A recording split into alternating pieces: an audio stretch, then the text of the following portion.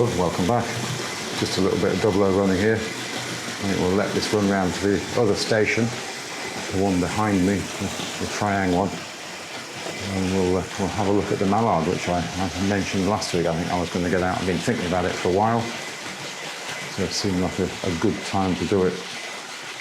Let's come down a little bit lower and see if we can watch that come under the elevated section.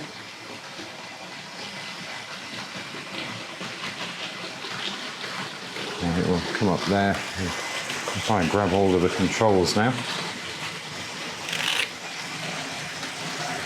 Makes a lovely clatter as it goes over the track work. This slight ringing sound from the locomotive, that heavy metal, cast metal body.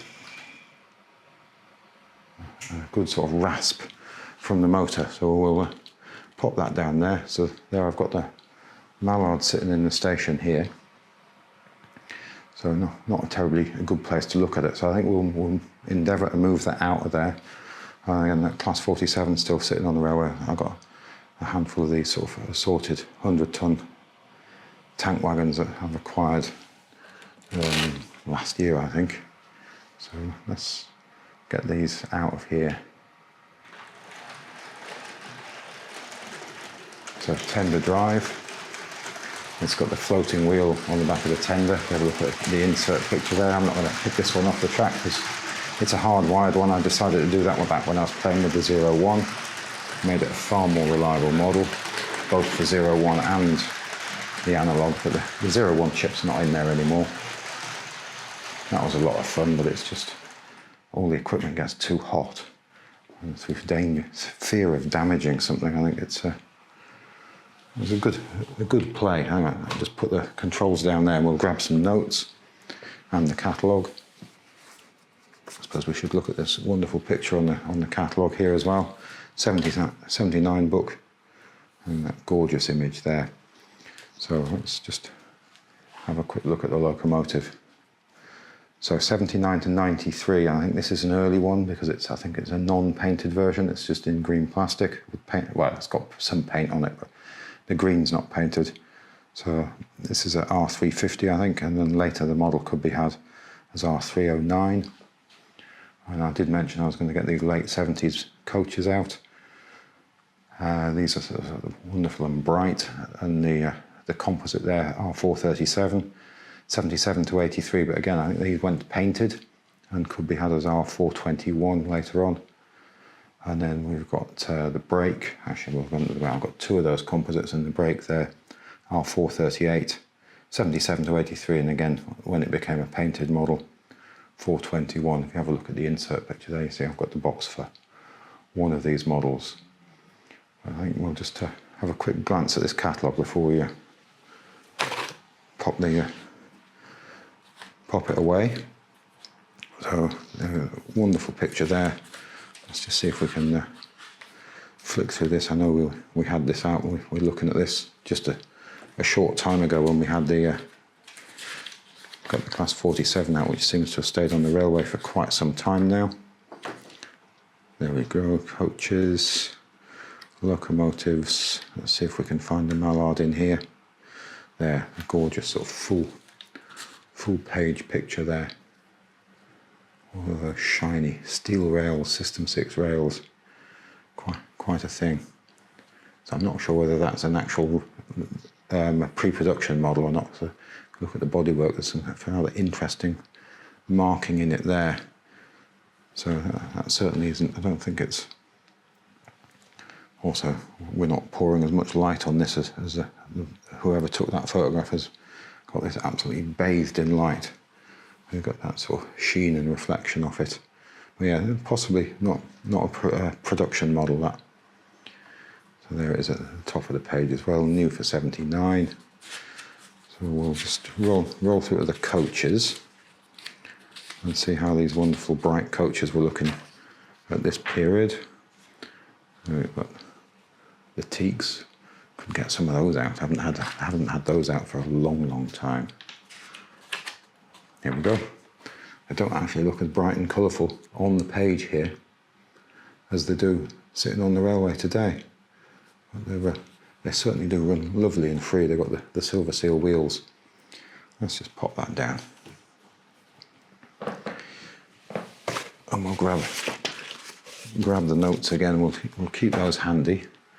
Let's give that a little bit more power. I think we'll work it onto the outside line. And then the Class 47 I've got sitting to my right here, we'll get that out with the interesting tank wagons we've got. So.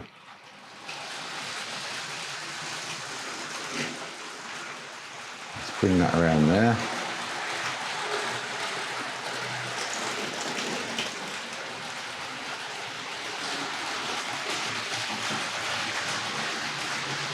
So I think we'll get that to a stop there, and I'm going to attend to some point work. So I've got myself in a mess here where I can't reach things. So I'm going to bring that through onto the outer line. Let me have a look here. So we're going to change that one, and then that one. And I just need to check that I'm not going to short circuit everything when I turn the controls back on here. Yeah, no, I think we're all set as one railway today with this. We'll have to split it a little later on when we get the Class 47 out. Yeah, so it's the floating wheel on the back of that tender, which, if you have a look at the insert picture there, that could cause a problem. Usually going backwards over these points, I've noticed, so we will try and avoid that. I'll come up a bit higher today. So we've come to a stop there. Let's have a look why we've come to a stop.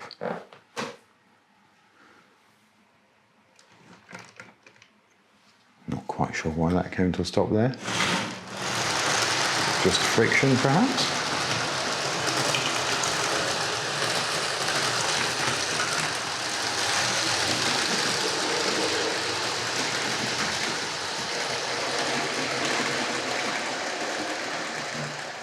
We'll stop that there. I'm just interested as to why that came to a stop there. I'm going to switch some points here. We'll have another go at that. Perhaps a tempting fate. So if I come around here, let's jump up there and get that one switched, and that one.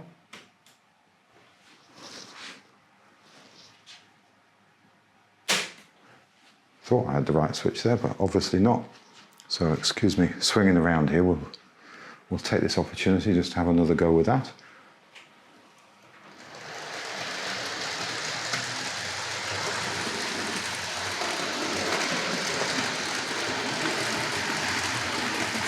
That's a sail under there. Sail probably being the wrong word.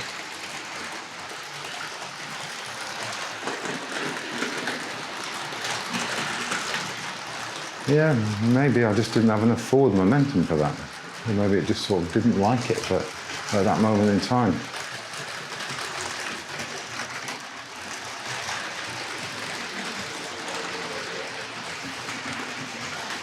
So I'm quite convinced of that at the moment. We'll stop that there. I can't quite step over the cables on the floor here at the moment. That's why I'm dancing around. So I'm just going to we'll solve these points again. So we'll come up and over. We'll go straight with that one. And this time we want to go straight with this one.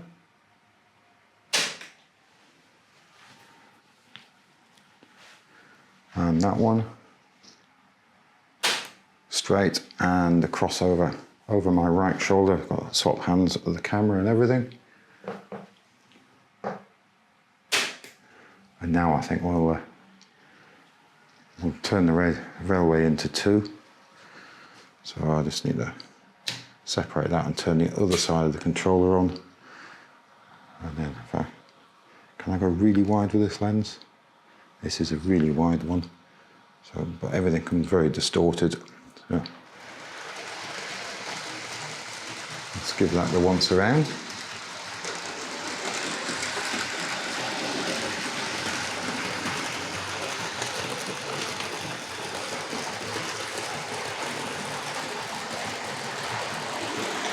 All looking quite good.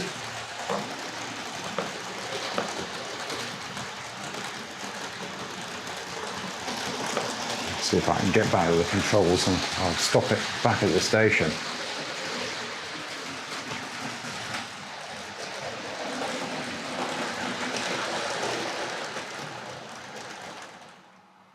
There we have it.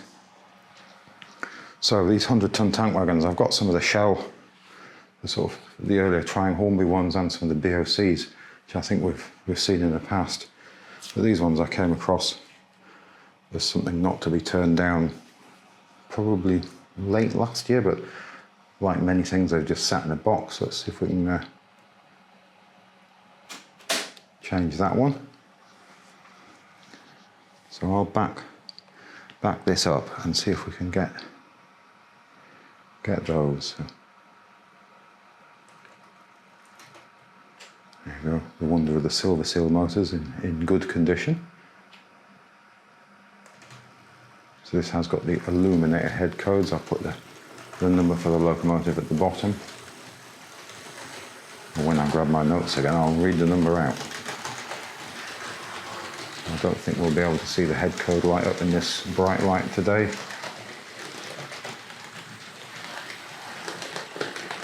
24th of September today. Brilliant sunshine outside, but incredibly cold this morning. Let's just stop that there. I'm going to fiddle with the points behind me and pick up the notes for a second.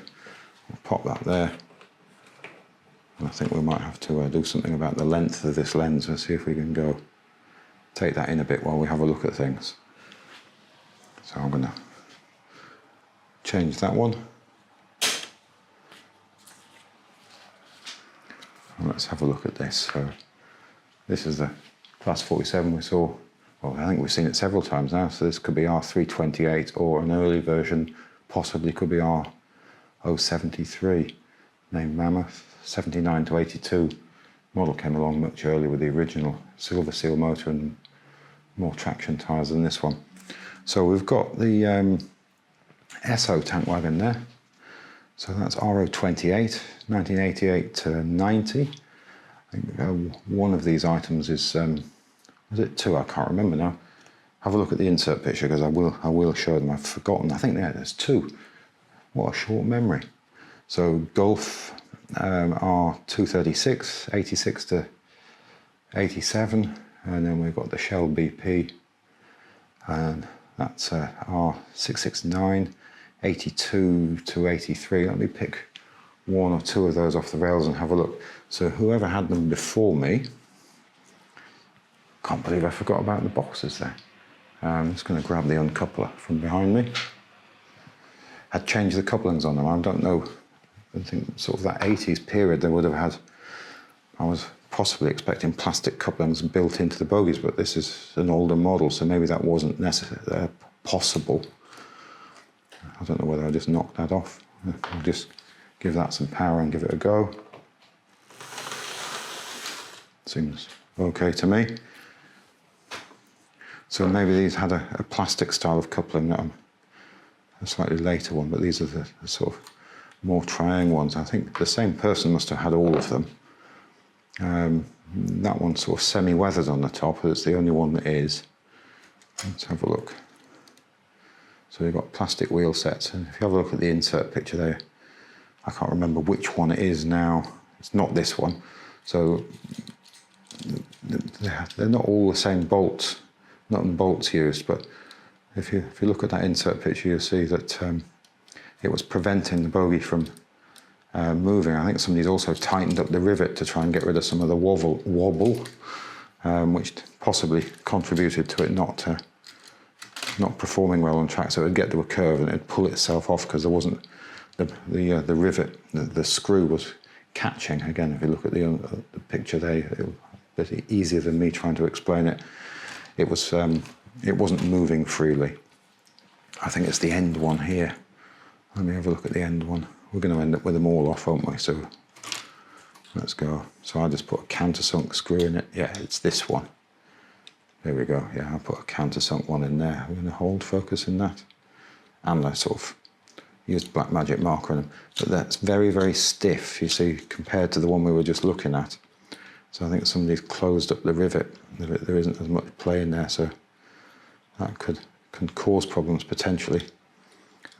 Especially if it's too stiff, it's not going to allow it to go into the curves, especially these tight curves. But again, plastic wheel sets in there, all running nicely. We might as well, yeah, see how loose these are. So maybe that one was ultra loose and they've just had a go at nipping up the rivets there. But yeah, I'll pop that one on there, that one on there. But great looking things. I mean, they really do make up a impressive looking train. So I'm just going to back that locomotive back up there, and we'll see if we can just have a bit of double running perhaps. There we go. So we'll get that underway and then we'll, whoops, so now I don't know why that came off, whether I got it on or not, or whether it's just decided to climb off the rails at that particular point. But I'll see if I can rectify this. So it's worth a giggle, isn't it? So we'll take that off there.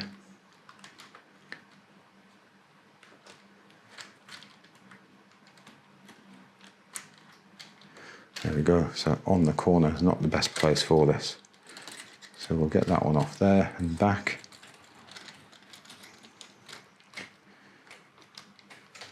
So when you look at the video, or you'll have seen the video by now, it might be more evident why that one came off the rails, but again, looking at many things at once, I was convinced I had that locomotive on the rails after I tested it, because when I initially unhooked it, I thought I might have just knocked the bogie, but when I test ran it, let's get rid of that because that's looking too white. Just fools the camera.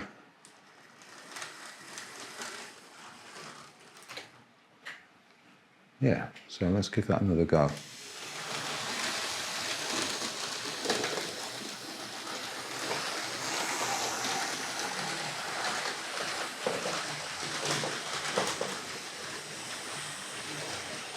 And then we'll close those points to simplify the route a little bit.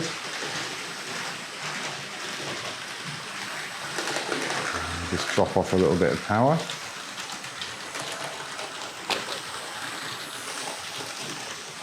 Well, I said drop off the power, I confidently drop the controls on the floor.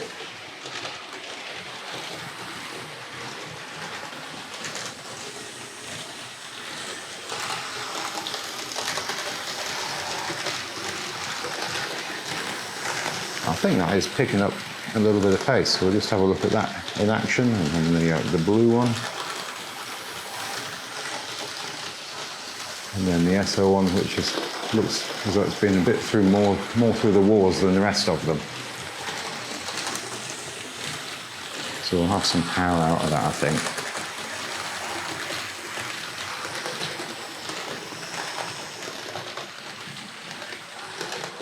There we go.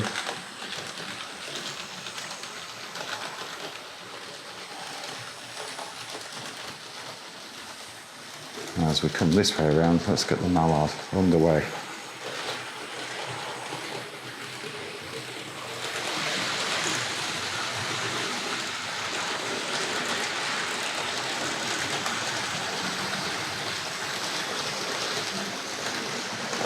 All looking quite good.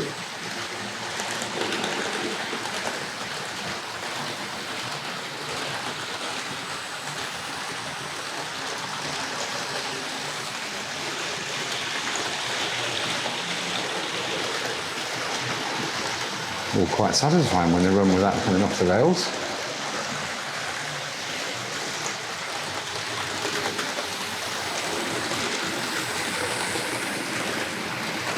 But thank you again for looking in. Hugely appreciated. If you look back again next time, we'll have something else interesting to have a look at. Goodbye now.